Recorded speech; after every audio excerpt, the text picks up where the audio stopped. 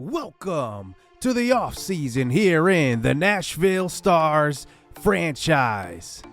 Last season was a bit of a success, to be honest with you, because we competed and we did not finish last in the MLB as far as record goes. We were in the bottom 7, but still, to be at the 7th worst record for a new franchise is quite the feat. Going into the offseason, the owners have requests. They have started to build out their entertainment district outside of the stadium, and they want to have a budget going into this offseason. They have given us a $60 million budget for the players so they can use the rest of the revenue to build out their entertainment district around the stadium. So we head into the offseason with the LA Dodgers defeating the Yankees in the World Series 4-1. I mean, big surprise, the Dodgers win the World Series. Now we go into this offseason first starting out with minor league awards. Now, if you are a fan of my channel, you know I do this throughout my MLB The Show series, and we will start with our awards here in our organization. Our player of the year is John Dumont. He was absolutely electric. He led our team in average, really pretty much our organization in average. He was excellent getting on base. He led Double-A in hits as well. I mean, he was one of the best Double-A prospects. He will get, because of that, a +5 in potential, and then also a +1 in all of his attributes. So he goes up. He is now an A potential after that raise. Our offensive player of the year is actually Isaac Plumbo, a guy that I did not expect to be here, but was second in AAA in RBIs, was an excellent hitter as far as getting on base, and he will get a +3 potential with +1 in all of his attributes. Then our minor league pitcher of the year is going to go to not Damian Houston, a guy that I thought would win it. He was our top pitching prospect at 1.20 whip. 2.93 ERA, which is excellent. He had a terrible record. It's actually going to go to a relief pitcher in Pablo Moya, a guy that was a D potential this year, 23 years old, but was excellent. His walks per 9 is at 75. I'm intrigued by that. He had a 2.24 ERA, 1.01 whip, 18 walks, only 18 walks through 88 innings pitched. That is pretty damn good if you ask me. And then just looking at what he had as far as WAR, 2 is unheard of for a relief pitcher. So now we get to our awards, which are the reverse. So these are our busts in our minor league system for this season. Now, I will not deduct too much, but they will get a reduction in 5 of potential. So Yogi Berra, who came into this season as one of our top 10 prospects, he will actually lose 5 potential points.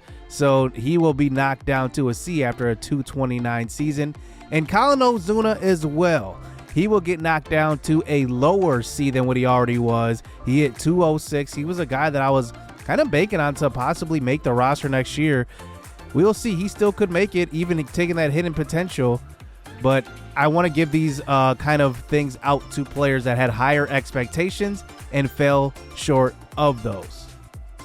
Now let's get into the minor leaguer of the year in all of baseball. That will go to Marcelo Mayer. Now, I believe he was a 1st or 2nd round draft pick of the Boston Red Sox in 2021. He is excellent. He hit 275 this year, 350 on base percentage. And being the #1 prospect in baseball, I like how the show actually fixed this a couple of years ago that, you know, your ranking as far as top prospects will dictate, your performance will dictate your ranking, I should say. And then looking at the other top guys here around, there are some pretty good players here at the top, including some guys in our division, including Mayer. The pitcher of the year, so this will be the Baseball America Minor Leaguer Player of the Year and the MILBY Best Hitter and Best Pitcher of the Year. Sam Bachman, 118 whip. He was pretty good for the Angels organization. And then the best hitter of the year will go to Elliot Ramos, who hit 22 home runs in AAA, 283 average, 378 on base percentage. Now, the rating boost that they will get will be the same as what we got for our players. So actually, the minor leaguer of the year for us got +5 in potential and +2 in all their categories. Minor leaguer player of the year, of all of baseball got +5 potential and +3 in all of their ratings. And then the offensive player of the year and the pitcher of the year got a +5 of potential and a +2 of all of their ratings. So now we hop into the off season. And looking at our retirements, we had one, and that was Mike Fiers. I was definitely not looking at bringing him back anyway. And then Albert Pujols gets inducted into the Hall of Fame. Evan Longoria also retires. He's a big name that will be done with the game of baseball, at least at the player level. So one thing I did not highlight going into this season, because I wanted to see how it kind of played out with our current staff, was a coaching staff change. And I like some of these guys, like Billy Wiley. I will keep him at the farm director because I actually liked how our prospects developed this year. But we will hire other positions, starting with manager. I'm going to go after Carlos Ruiz, +2 in fielding, +2 in stealing, +3 in plate discipline, and -2 in stamina. I'm going to make it so that, I'm not going after the highest rated guys. So our manager will be an A, but our other coaches will be a B. So Marcel Thomason, I'm going to go after him, +2 plate vision, -1 in discipline and contact, but +1 in clutch. He is demanding $700,000 a year, so I'm not going to pay my position coaches over $1 million. I'm going to make sure they're below $1 million. Beckett Schneider, I'm going to go after for our, I believe this was our pitching coach. Yep, it was, and he is looking for $900,000 a year. We will give him that. And then Richard Yabu, who will be our first base coach, he is looking for under $1 million also. All of those guys end up accepting those contract offers, so we find our staff. And now we hop into our free agents. Now, a couple of guys that I do want to re-sign. Yasmiro Petit. Now, he is 38 years old, but had a remarkable season. 106 whip. I definitely want to keep that around. He is excellent out of the pen. And he is 72 overall, so he's not going to be too expensive. But he is looking for 1.7. I was hoping that I could offer him somewhere around 1.3. Just even freeing up that little bit of space will help us with staying below the $60 million budget. And then Jesus Aguilar, I'm also interested in re-signing. He did win a Gold Glove at first base, so he's going to demand a little bit more than 4.5, in my opinion. I think he would ask for about 6. So I'm going to keep him at least on the market and then go after him possibly depending on who's available in free agency. So he will hit the free agent market. And then we decide to go after our arbitration guys, and I decided to skip over a lot of that. All the renewable contracts were pretty much, renewable. And then our arbitration guys, we didn't have, a guy that was demanding a whole lot of money, just normal money.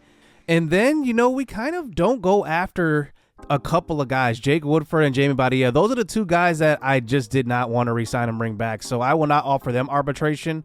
But after all of that, we have $22 million in pending offers and $19 million on the book. So that's about $41 or so million. And our budget is at $60 million. So we have about roughly $18 million to play with in free agency. I want to kind of make it last and fill in the spots where we need them. Now let's talk about our holes. Corner outfield is definitely one of them. Jorge Alfaro will not play in left. He will be the starting catcher. Oscar Mercado had a disappointing season, so I'm definitely looking for both corner outfield spots. And then looking at starting pitcher, because we're letting Jake Woodford go. We're letting Jamie Badia go. So those are two guys that I definitely need to replace. And then there's also Brett Anderson, who I'm not exactly sold on. If we see 3 starting pitchers, we will go after 3 starting pitchers. So here is the free agent class here in the season 1 off season. A lot of good players. This is a deep, deep class. We have a lot of options here, including some of the old Orioles players who some of them didn't get picked up, which you will see a little bit later, like Cedric Mullins. For some reason, he did not get picked up in free agency last year. I'm going to adjust his ratings because that happens when you sit in free agency for a year, but I'm going to adjust those back up to what they should be. Cedric Mullins is very good, but I'm not going to go after him because of his contract, and you will see why in a little bit. Now let's go over the best players at each position. I'm not really looking at relief pitcher at all. Neither am I looking at closing pitcher. I love what we have as far as our bullpen. I could be looking for another big bat.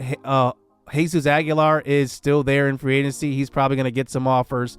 But if there's something better, a better deal for maybe a younger player, we're definitely going to go after that. Looking at third base, one guy I looked at there was Justin Turner. He is a veteran that can come in and be kind of a guy that could be a bridge for the future. Dansby Swanson, the Nashville, I guess not native, but went to Vanderbilt. He was a former #1 pick. That would be cool to reunite him in Nashville with the Stars. Ketel Marte is probably one of the biggest free agents here in the outfield. He will demand a lot, but the guy that will demand the most is Aaron Judge. He is a free agent. He did not re-sign with the Yankees. So let's get into who we're going to go after. With about $18 million, we do have to be careful with who we offer contracts to. Looking at who the top outfielders are, and I'm looking for that corner outfield. Joey Gallo is demanding over 10. Ketel Marte is demanding 18. Cedric Mullins is demanding 4.4, but that is because of the metric system they have implemented into this game with the 3-year metric. Because he didn't play last year, his salary goes down. Aaron Judge, $34 million a year, and definitely not.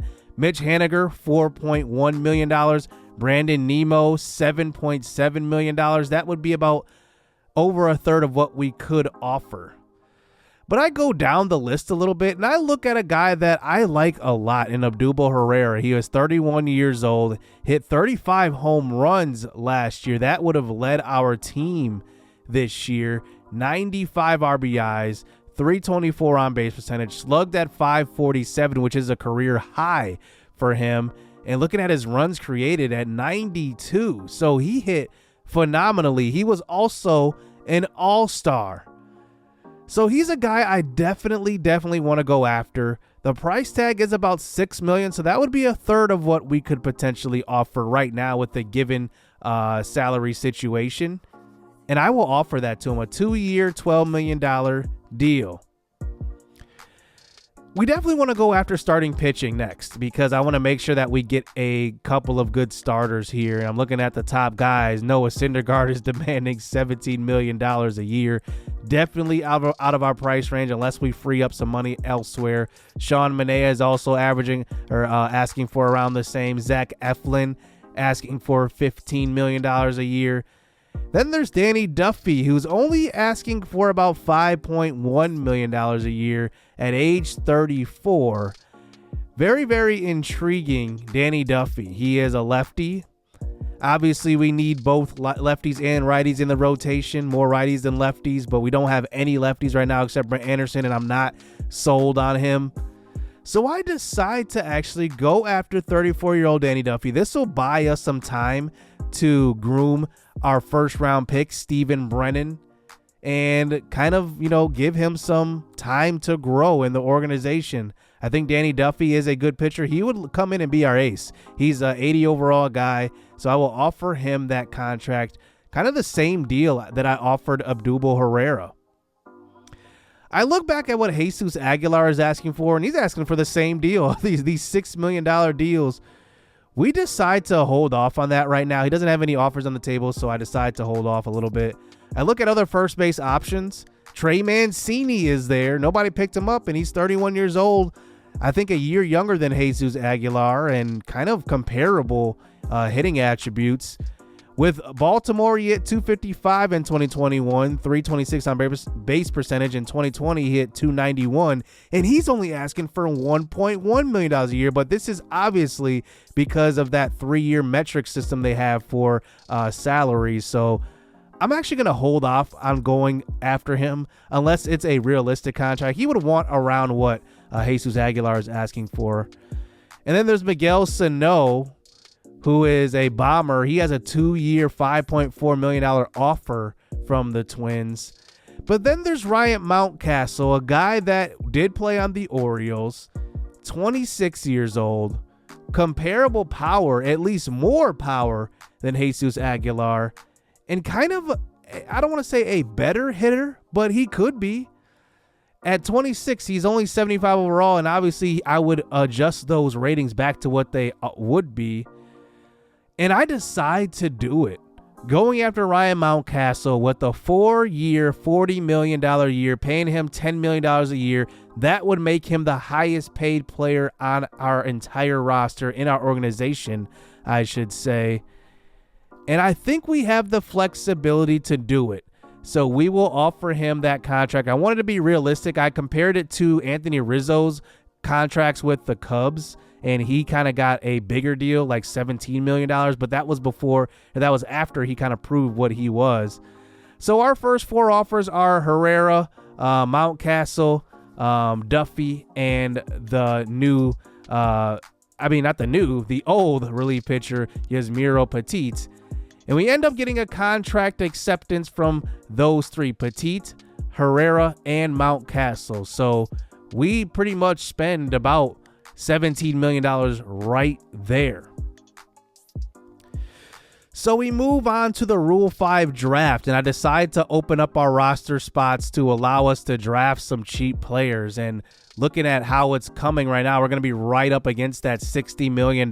So there could be a possibility that we'll have to clear some budget and appease the owners. And looking at the Rule 5 draft, the number 1 pick was from the Orioles, Austin Hayes, who is a pretty good outfielder, B potential, high 70s overall. And now we get to our first pick, and I am looking at starting pitcher Kohei Arihara.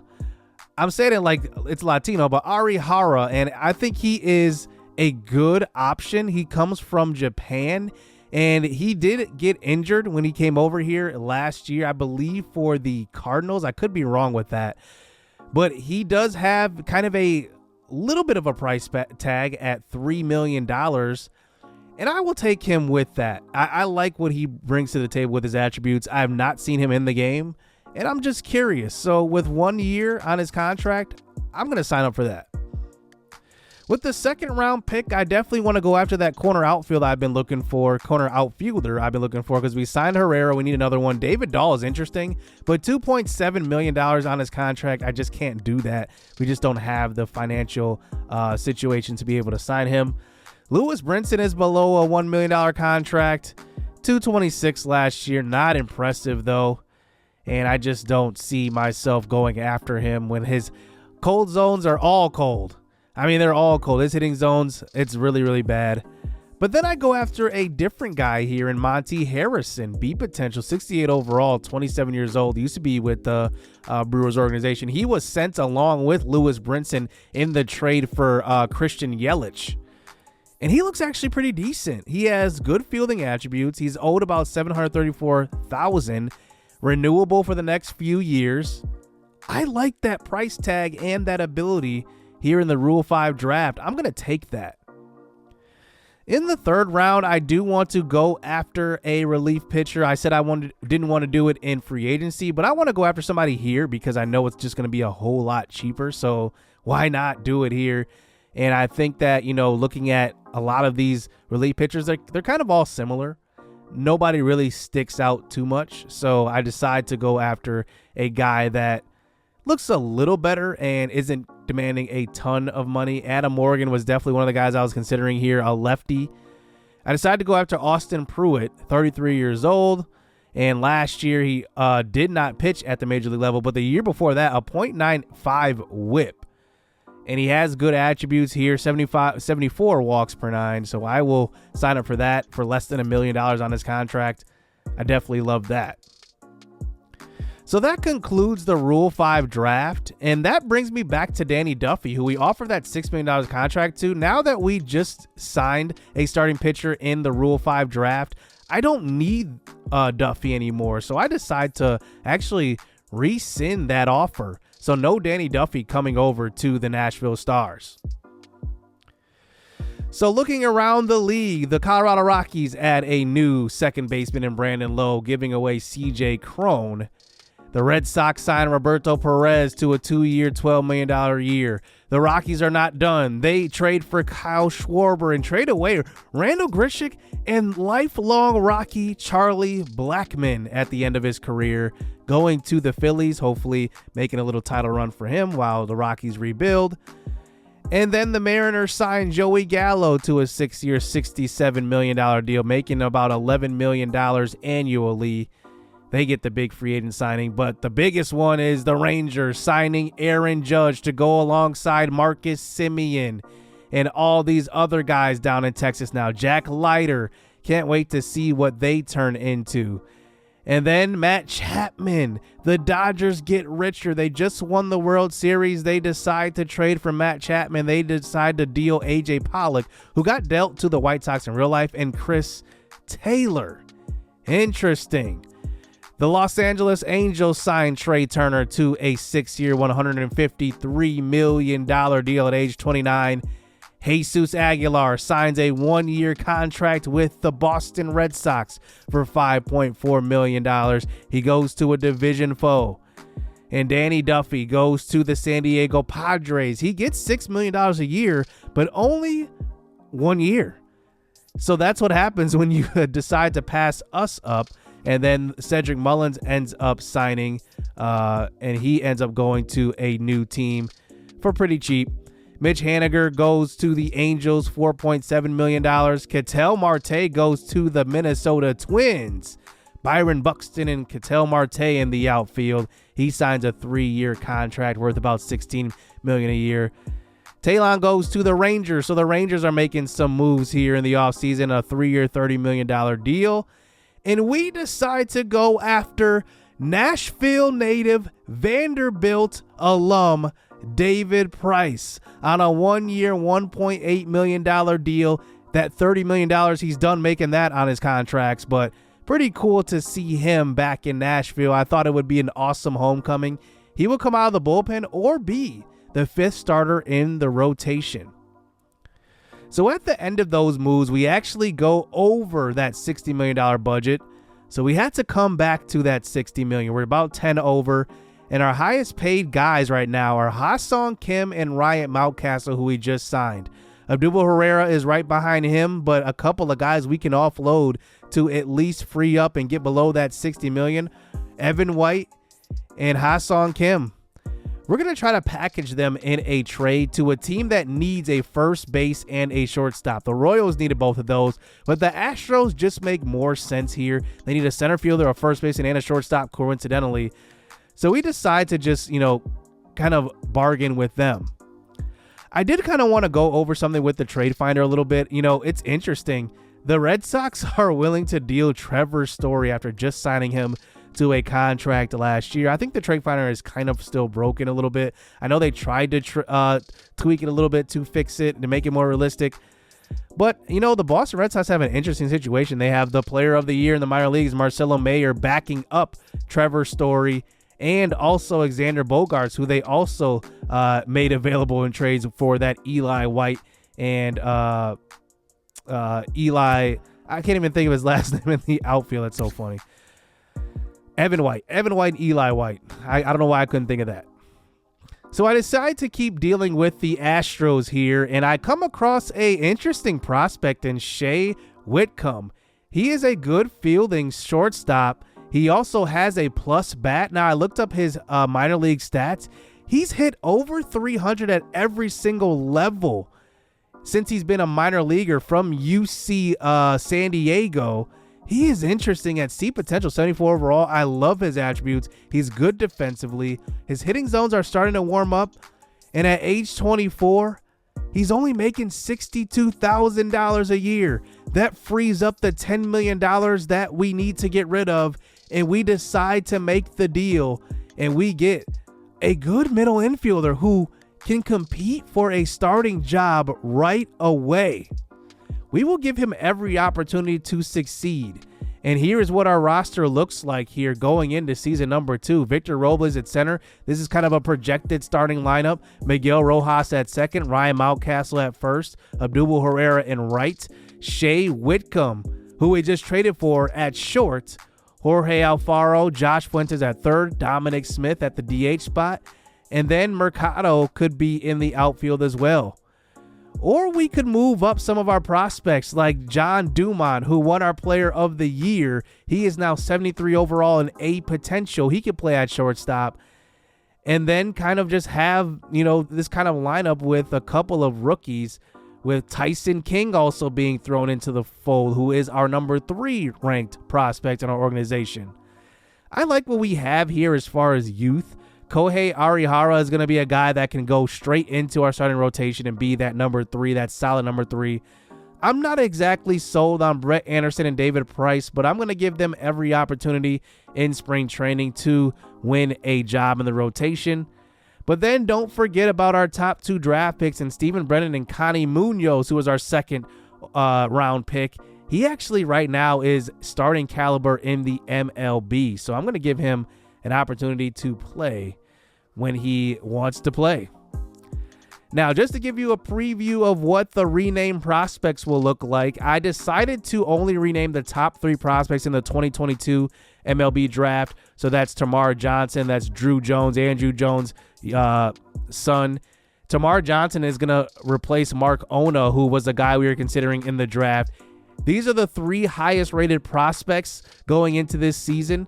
Elijah Green also, he is a commit going to Miami. I actually renamed him to the top outfielder along with Drew Jones, and then I named the top infielder to Tamar Johnson. So those 3 guys are the only real guys I will import here into season 2.